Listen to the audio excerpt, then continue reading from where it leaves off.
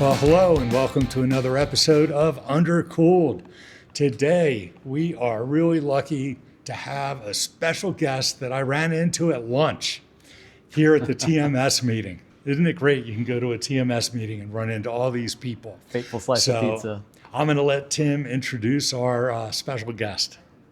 Yes, our humble podcast is being visited by podcast royalty today. We have none other than Taylor Sparks with us, and we're very excited to talk with him about everything from large language models to podcasting and just how we can teach students better and reach the public better when we want to communicate about material science. So Taylor, welcome to the show. We're very happy to have you here. Pleasure to be here. This is one of my favorite meetings. It's one that I never miss, the TMS annual meeting, and it's fun to meet new people and surprisingly learn about things that I should know about, like the Undercooled podcast. I'm really excited to dive into it myself now that I know about it. Great. Well, let's do some introductions for the audience who may not be acquainted with you. Can you just tell us where you come from, who you are, what are you doing currently? And we always want to have the origin story of how did you become a material scientist? Absolutely. So my name's Taylor Sparks. I'm at the University of Utah. I'm a professor, so I just finally got that done. No more rungs to climb. I'm there, which feels really great. I've been there for 12 years. What's really cool about me is I'm actually teaching in the department where I was as an undergrad 20 years ago. In fact, I'm in the same office where I was a TA 20 years ago, teaching the same class. But now it's wild. It's fun. Journey to get where I am today. And why material science? How did I end up in it? I was one of these students in high school who liked all things tech. My parents bought me like an electronics kit, or I remember building a motion detector for my room so I could see if my brother was going to sneak in there. That sort of stuff was all fun to me. I loved it. I kind of thought I was headed down the medicine track until I watched a surgery video and was like, no, that's not for me.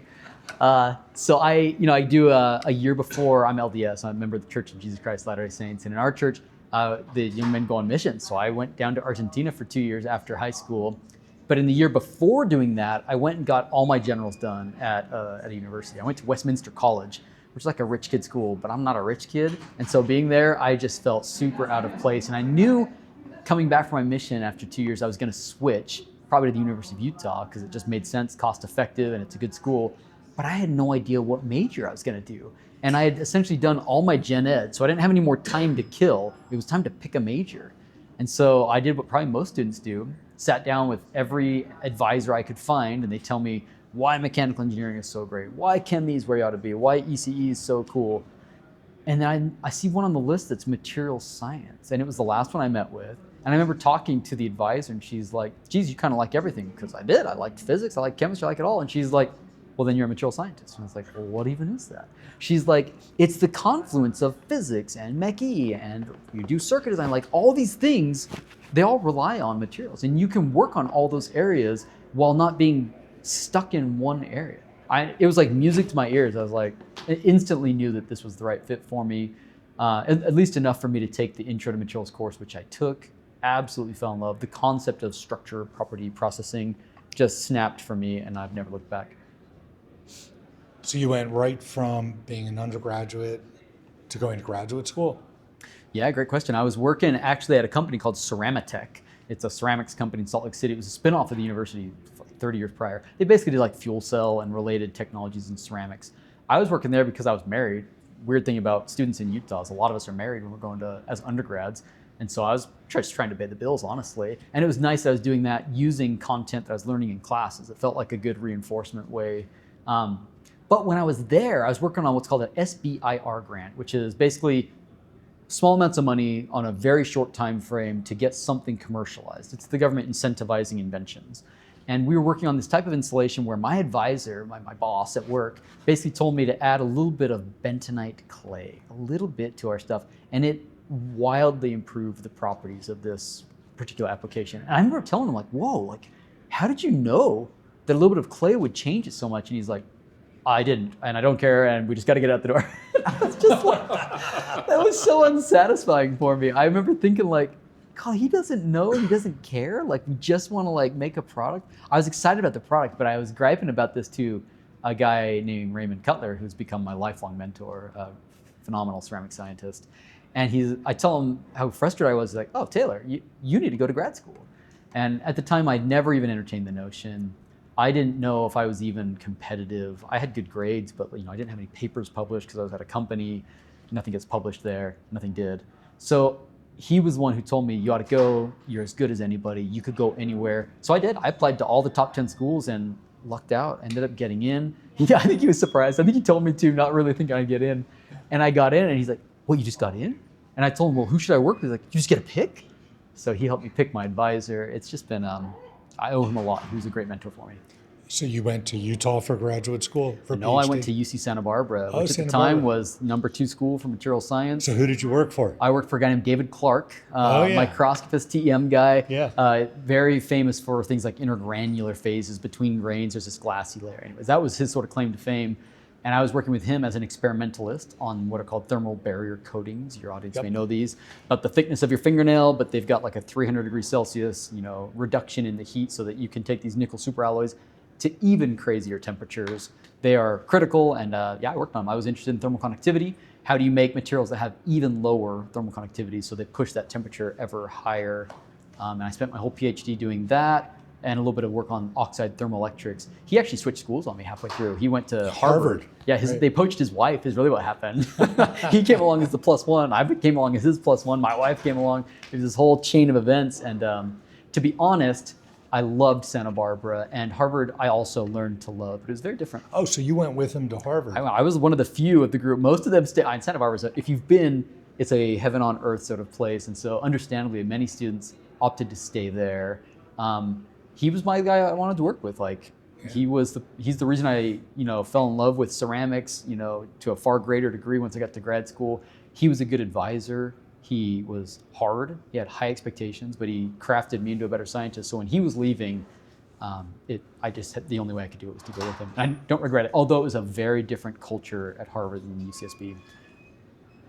Yeah, absolutely. It's funny, I just gave a talk in the education symposium here, and it was about a book that I had read called Grading for Growth.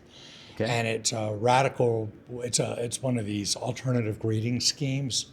And the authors of the book are, one of the authors is David Clark, but it's a different David Clark. It's not my David Clark. No, this is a math professor at Grand Valley State in Michigan, along with Robert Talbert, who I had known, who is one of the, he wrote the original blogs on flipped teaching. Okay. Way back. Okay, yeah. And so these are real experts, but it was really funny because in my talk I said, this book is written by, Robert Talbert and David Clark, but not the David Clark all of you know. Not the material scientist. Right. Well, so I never knew that I wanted to go to academia. That was never my objective. I don't know if it's a question you're leaning towards, but I never thought that was in the cards for me. So I wasn't prepping for it. But, as most graduates, even now, it's usually typically the case that we expect grad students to help be a TA for a semester, right? And I did it at Santa Barbara. And then when I went to Harvard, they made me do it again. I remember rolling my eyes and being grumpy about it. But in hindsight, that was an incredibly important experience towards my progress towards becoming a faculty. I did it for Charlie Marcus. Some people know him, physics folks. He's a pretty famous material scientist in the optics and physics world. And also for Eric Mazur, another guy who's pretty famous for pedagogy and innovations. And for the first time, Eric's famous for what's called peer instruction. Essentially, when you teach a class, you're constantly asking the students to prove it themselves in small group discussions. I'd never seen this done before. And so I was TAing for Physics 1, which I felt I knew well, but this method of teaching was radically different. And so it was interesting because I saw Eric was coaching Charlie on how to teach like this. Charlie didn't know how to do this and was a good sport to give it a try. Tried it for half the semester and ended up bailing. It was just not the right fit for his teaching style. But me as a fly on the wall as the TA, it all of a sudden opened my eyes you can just try stuff. You can just do stuff. There's nobody telling you have to teach a certain way. If you think you've got a better pedagogy, you just do it. And I loved that. Even though I don't replicate peer instruction the way that Eric maybe does or did, it was really eye-opening to me to realize that you can just try things. And as long as you have the student's interest at heart and you're not doing anything crazy, you can just do it. I learned a lot in that. Absolutely. Eric's a very, very good friend of mine. I made 5 trips one term after he reinvented himself. He had a sabbatical and he redid the library that was up there. Okay, yeah. And turned that into his classroom. Yep. And it was all team-based, project-based learning, Yep. using learning catalytics, using what was then nb.mit.edu, Okay. NB for Note Bene, but it kept crashing. The servers kept crashing, and I tried his technique, and his postdocs actually zoomed in with my team to develop the natural language processing No tool way. that they That's so cool. added to So NB. ahead of its time. Yeah, well, he did it with this guy, Gary King at Harvard. And then, of course, Eric developed Perusal and Yeah. put all those elements in. So now the comments are all automatically graded. The only problem is now that ChatGPT is widely available, Yeah. all the students cheat.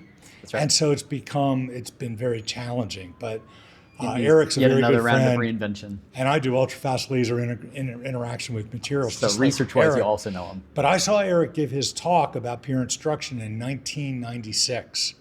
And I was the first person on Michigan's campus to use a clicker before they were clickers. Sure. It was the, this wired thing with TI-83 calculator. So anyway, it's awesome that you got to work with Eric because he's a great guy and he's an amazing scientist. It was formative for me. Yeah. That's great. And so now what are your research areas now that you're a professor?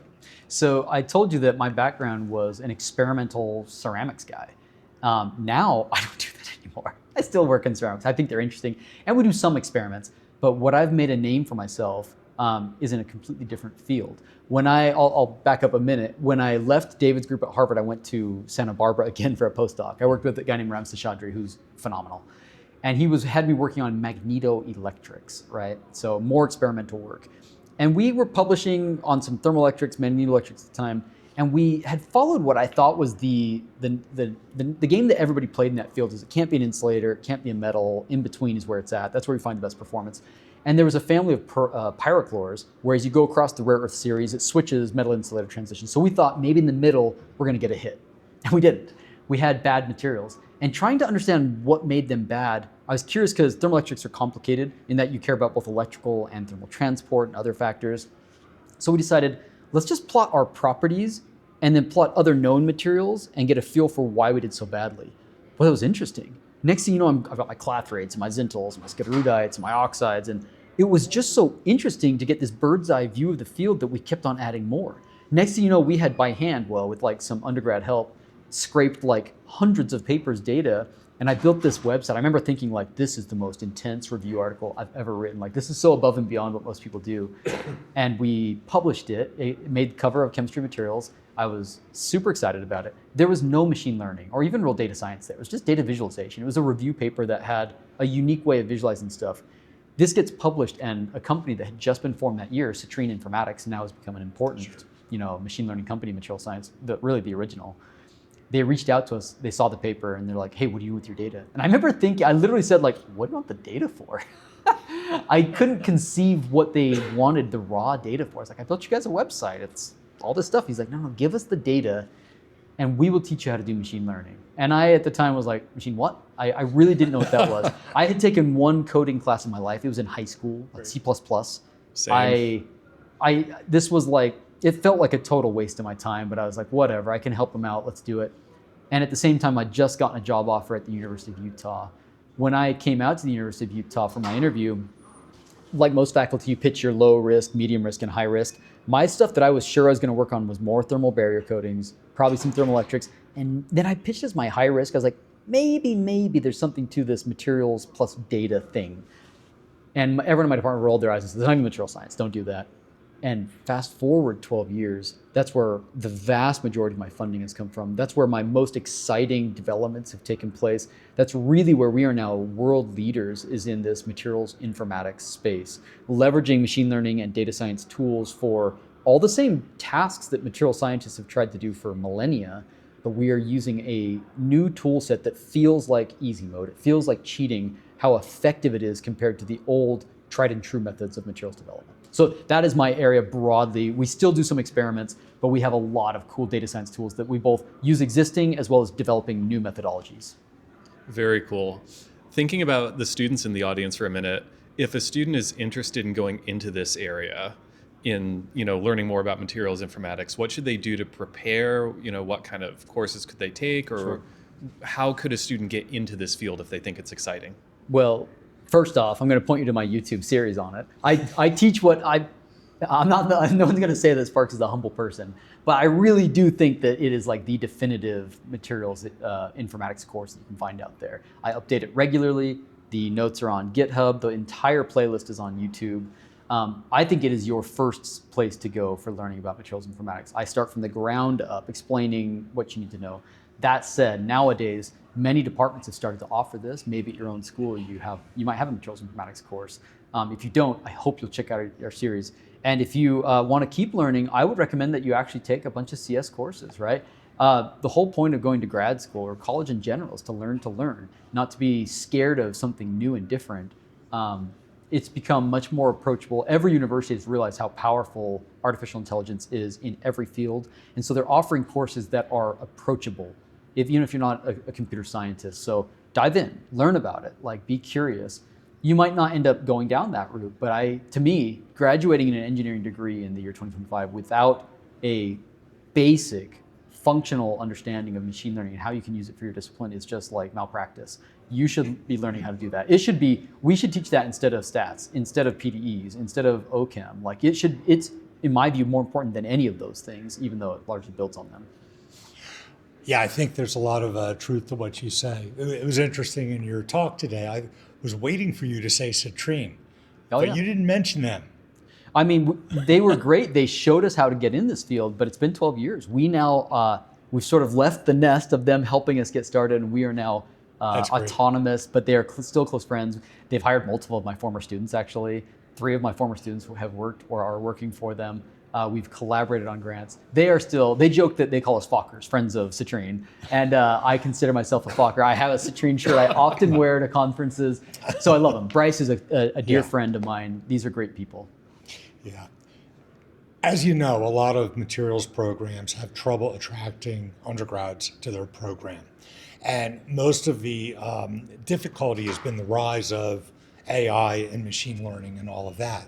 But I think you just pointed out something that we all know. It's better for a student to learn a trade and learn computer science at the same time. A quarter of our faculty are computer scientists. I'm not surprised. Right? We have 25 faculty, and 5 of them, are computer scientists, all doing machine learning. Liz Holm is our department chair. She's been doing machine learning. She's a leader for decades. In image segmentation, there's nobody better. And then we've got, Wen Hao Sun, who's also advisor, really good. at Berkeley was Gerd Cedar, and so he's doing all this, and Liang Qi is doing mechanical properties simulations, all with machine learning. So it's so embedded. And yet, tragically, we don't really even have a course for it. But then again, I think the whole notion of a course, of a textbook, is actually changing. And so we are absolutely going to put your course into our show notes. And hopefully you can help us with a bunch of links to add in. Absolutely. We put it in both the podcast show notes and in the YouTube show notes. Yep. And soon we'll be having our own YouTube channel for this podcast, so it's easier for people to find. But speaking of podcasts, you've been running probably the most popular materials podcast in the history of the world, Materialism. And maybe you can tell us a little bit about why you started it, where the name came from, and what you've been doing with it, and where you see it going in the future. Brad, yeah. I like to joke now that it's the #1 material science podcast because there's only like one. But what makes me proud is we actually have at multiple times hit the #1 spot in the chemistry category on iTunes. And we aren't even chemists, which is really cool. We're regularly, almost always in the top 5, and we've taken the #1 spot numerous times. So we are excited because looking back to when it started, we've come a long ways. I had talked about a podcast for years. I was one of these guys who loves podcasts. I can list you like 10 of my favorite shows. Like I still listen to podcasts. I think it's a fascinating medium. I'm an auditory guy. Like I love learning. I'm one of these dudes who turns it up to 2x and can just like consume media by listening. That is my favorite version of learning. So I was looking for a material science podcast for me to listen to, and it didn't exist. There's been off and on a few here and there. Most of them I think were defunct. They were all defunct at the time that I started, so there's no active ones. But they were also not what I was looking for. mostly it'd be they'd interview some academic who would go immediately into academies and just lose you talking about something, not realizing that, I don't know who they thought their target audience was, but it wasn't me because I was lost. And that's disappointing that you're trying to find this medium to learn from and it just wasn't there. But every other field, mechanical engineering, chemistry, like physics, these all have great accessible shows. And so I had talked for years about, I should do a podcast, I should do a podcast. I had started a YouTube channel years prior to that. And so I thought, if I'm doing the YouTube anyways, maybe I should do the podcast. And I ran into the problem that is known as analysis paralysis, basically. Like I was overthinking it so much, like what will the episodes be? What topics will I cover? How will I record it? Like, will I do interviews? Will I do like, there's so many things that you don't know which one will work that it was constantly an excuse to say, I'm still considering it. And so here I was talking about it, and there was an undergraduate, he was a freshman or a sophomore, named Andrew Falkowski. Those who listen to the podcast now know that name because he's my co-host and has been for 6 years. He was this undergrad who I was talking to about the podcast, and he's like, let's just record it. And I was like, what do you mean? He's like, let's just record it. And so he showed up in my office and plopped a little 4-track janky recorder on there and 2 like really crappy mics, and we recorded an episode without any prep, without anything. You just like record an episode on steel with like winging it, and it was bad. It was like, I was like, at the end of it, it was cathartic to get that first one out of the way. It's like, okay, like we did it. And it wasn't good enough to release, I thought. But I was like, let's go back to the drawing board and actually do this proper. So the very first episode, we actually scripted, I'm embarrassed to say. Like every line, every joke, every word was written out. No. It was like 10 pages. It was way too long. It's to this date our most popular episode. I'm like so embarrassed because like people love this one. And I'm like, no, like we didn't know what we were doing yet. It was chock full of interesting content, but the delivery was bad. But we got that first one out of the way. I don't think anybody listened to it at first. I remember thinking like my mom and grandma might be listening, but I doubt anybody else is out there. But we posted it, and like the numbers just start climbing, and people are out there. And then we start getting, we had said like, if you want to hear an episode, shoot us an email. And people did. They started recommending tons of episodes. And so we started to refine the format. Andrew is the one who proposed the Materialism name. I didn't want to do it because I was like, that's like a philosophy about like worldly goods and like, or I don't even know. And honestly, he's like, I like it. And I was like, you know what? Let's do it. We created this entity together. We're co-owners of. It's actually a business now. We're 50-50 partners. He's now my PhD student. We've been through thick and thin. He's in a phenomenal resource. He's an undergrad who acts like an old man. He like reads a lot. He reads more than I do. He's extremely knowledgeable. He has an extremely high bar for quality that I would be much more sloppy about. And honestly, he's like, that episode wasn't good enough. We have to re-record it. And I'm like rolling my eyes, but I couldn't do it without him. Hugely grateful. And basically, we just refined it over the years. We realized that we wanted to touch on all things material science: commercialization, basic research, processing, characterization, interesting stories, you name it. And we, at first, were cycling through those in a sort of rigid fashion. Now we've loosened it up. We still touch on all those things, but we're not stuck to a rigid schedule. And 6 years later, we've refined things. We offer, the format's changed a little bit. We certainly don't do scripts anymore. We now have notes that guide the research. We found a sweet spot between doing some interviews, but not too many, because the deep dives that Andrew and I can do by doing a crap ton of research on a topic ourselves and distilling it is something that you can't get out of an interview oftentimes, because most people that you interview don't speak to their audience in a narrative format, meaning they don't tell stories that are interesting. They rely heavily on jargon, so words that your audience doesn't know. They don't know how to explain things really simply. And we've learned to do those things over 6 years of practice. And it's all led to a very popular medium that people have connected with.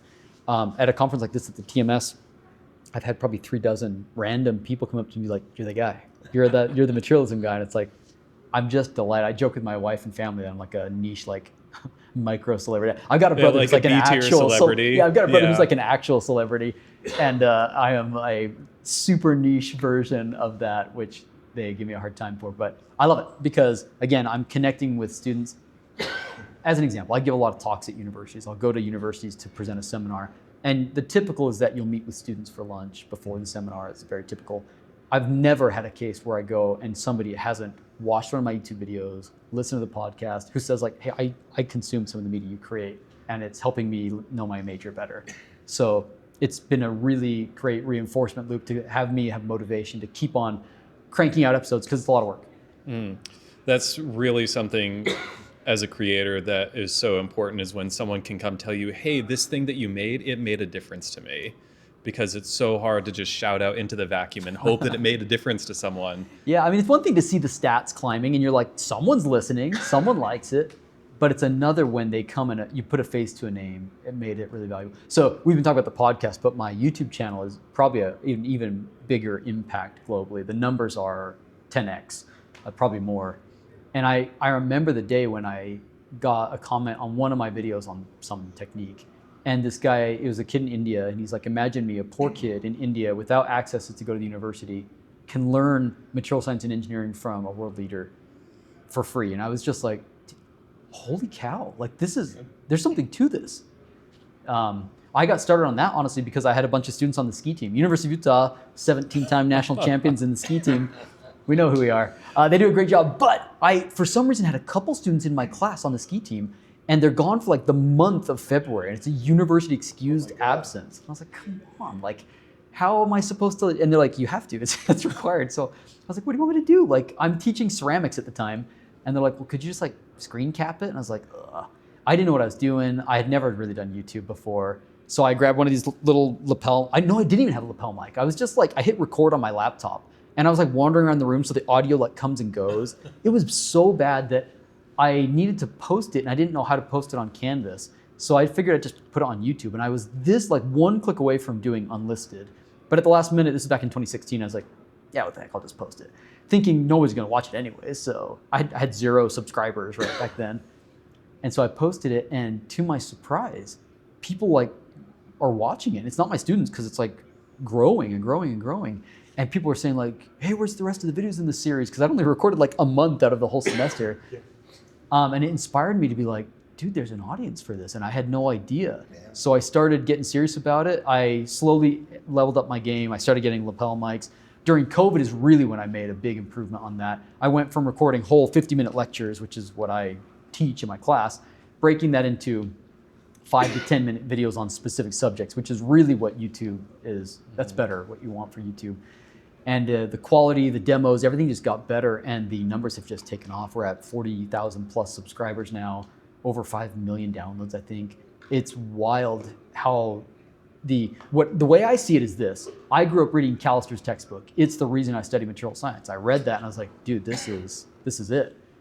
And I think the textbook medium has largely died in the year 2025. It's a bit sad because I love textbooks, but that's not how students learn nowadays. They hop on YouTube, and increasingly they use Gen AI.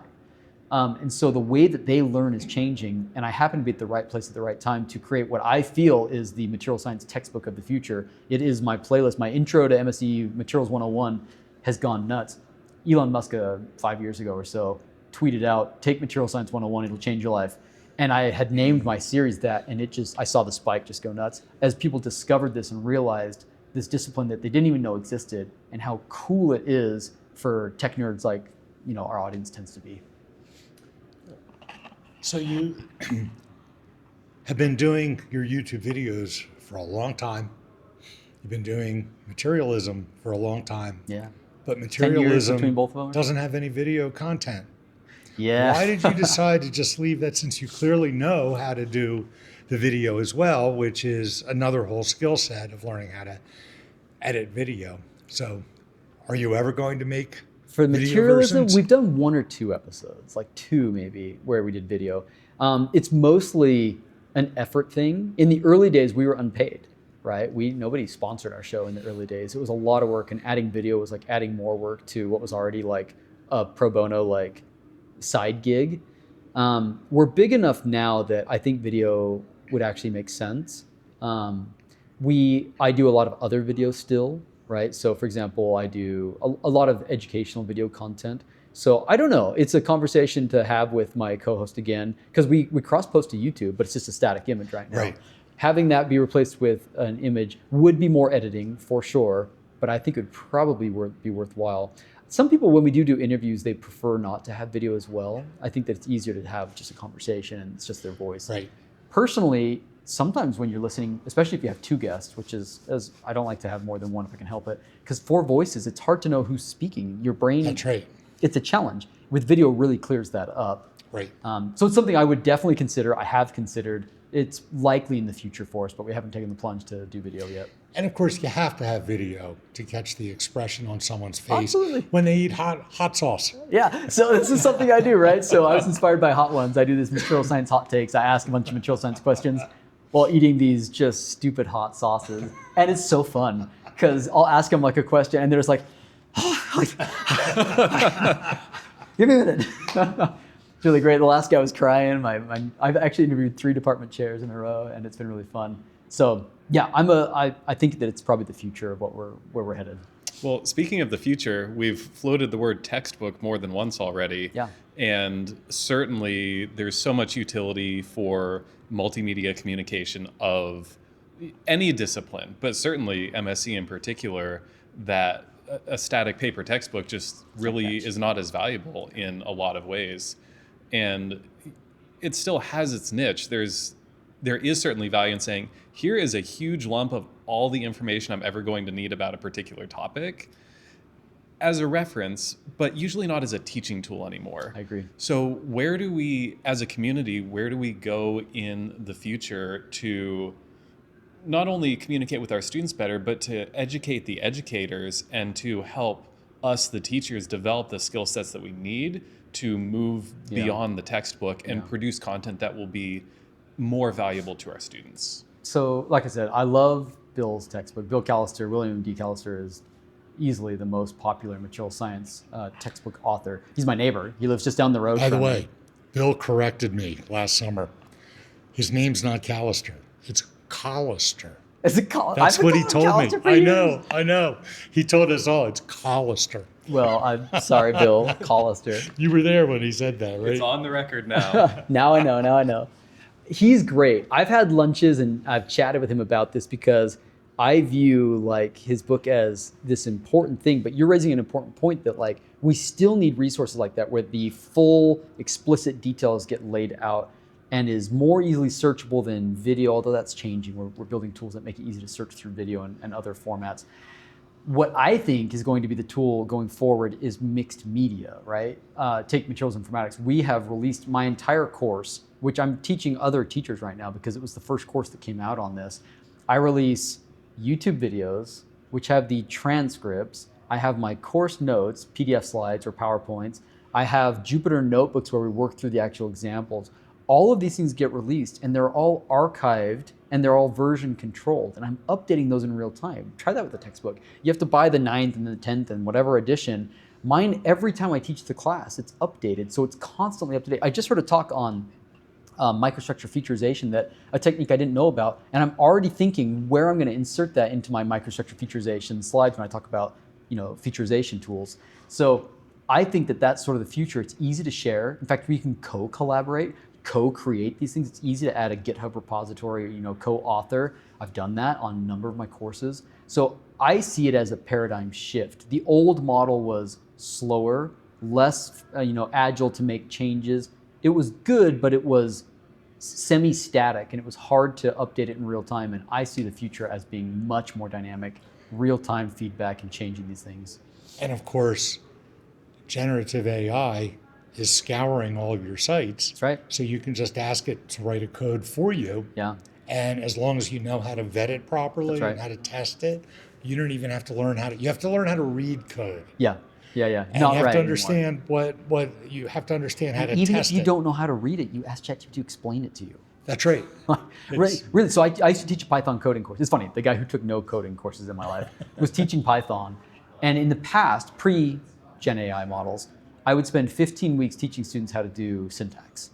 And at the end of the 15 weeks, a handful, maybe 10%, maybe 20% of my students, 1 in 5, could take an assignment that would be a modestly complicated code script and make it happen with the tools they learned. Now, I can, on day 1, open up ChatGPT or Cursor, whatever you want to use for this, and I can speak to my computer. I could upload the assignment and just say, here's the assignment. I could speak to it, I could describe it, and instantly, on the first shot, it usually gets it right. And if not the first shot, with maybe 1 round of iteration, I don't have to download a VS Code environment anymore. I can just throw it right into Google Colab.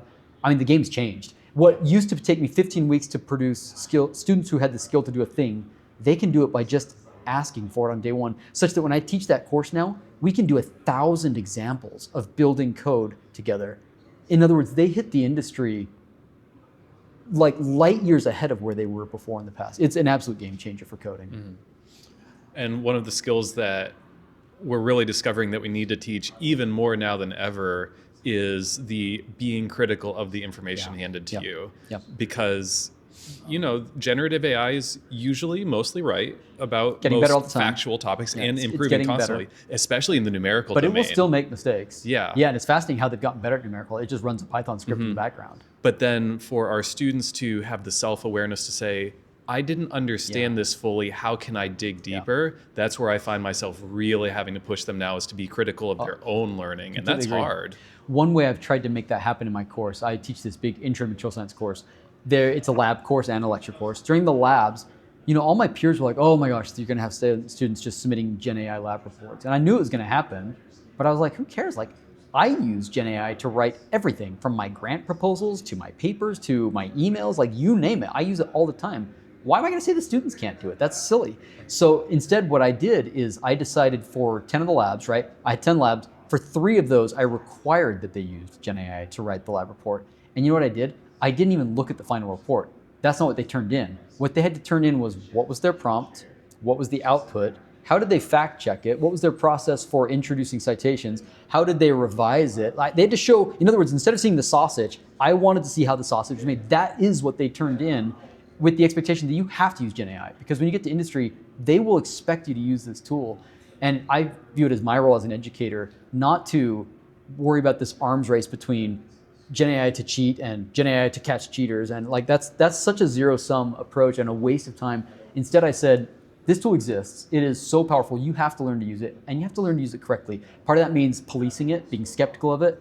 And part of it means just using it in its most optimal function. So prompt engineering and understanding the best way to get the results you're looking for. That's something I'm going to lean into even further next time I teach that. It might be 100% of my labs where they turn that in, because I care less and less about the final product. I know it can deliver a good final product. I want them to show me that they can get there and how they did it. So you also want to teach them to be open to the unexpected. Because, we know as scientists and researchers that it's our failures that lead to all of our discoveries. And, there's a lot of things that, just like the question I asked you after your talk, it's great collecting all that data, but what if the data is wrong? And the data is always wrong. There's always incorrect data. And, students will always, come into your graduate students will come in and with their faces drawn, oh, the experiment didn't work. And they think it's this horrible thing, but you're like, oh my God, that's awesome. That means we missed something of the physics. And you can do that with ChatGPT if you're just aware that it can happen. So I wonder if we couldn't even create some contrived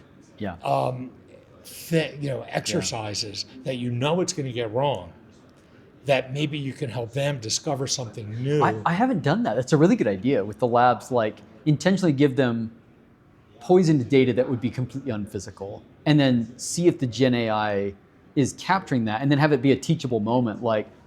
Did you just take that? Did you just swallow that hook? Or were you skeptical a little bit? Are you just, that's a really good idea, actually. I have to tell this story for a moment, but it's funny, first, what you were saying about how your first episode was in some ways the most popular, because it's like the first album from your favorite band. Sure. They didn't know what they were doing yet, but they just had all of the spirit to it. That's right. And it was so clear that they were so creative and just their whole heart went into it, even though it was a bad album objectively. So, having lived that. Well, we will re-record our Steel Redux. It's coming. We're gonna redo it. We'll leave the original up, but we're gonna redo it. Yeah. But as far as how that relates to the current topic, I was having conversation with GPT in front of my students in my Physics of Materials course. And of course, the theme was to be skeptical. And so I was asking it some questions, and it was giving some pretty solid answers. And then I asked it, who played bass on Michael Jackson's Man in the Mirror? Okay. And so it gave me a very nice answer. It was like, oh, so-and-so played this on this song and recorded, volunteers the extra information. Oh, they recorded with this artist. And so I turn to the class and I'm like, guys, why is this answer wrong? Of course, none of them know, but I'm like, nobody played bass on that song. It was all keyboards.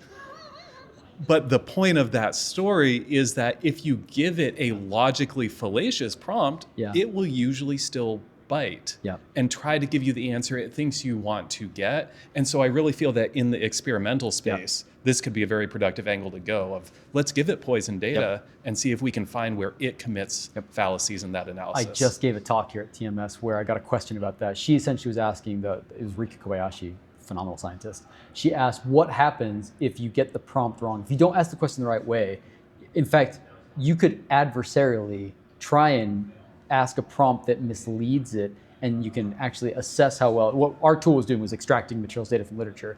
And if you ask it to do something, it depends on how you ask the question. I've always thought about how to optimize that process. And it was a really interesting, thought-provoking thing that she asked, like, no, don't just optimize it. How could you make sure that it's being adversarially trained away from these malicious ways of asking it that will intentionally cause it to give you the wrong answer? Worth giving it some thought. That's great. I'm looking at my watch, and I know we said we were only going to keep you here till 4:30. So I got a student's talk to get to. Yeah, so I think we need to end this. So thank you so much for being on our podcast, and I hope we can keep talking about all this because it's just fascinating. So thank you very much. Yep, it's been a pleasure. And to the audience out there, of course, we'll see you on the next episode of Undercooled. Okay, see y'all.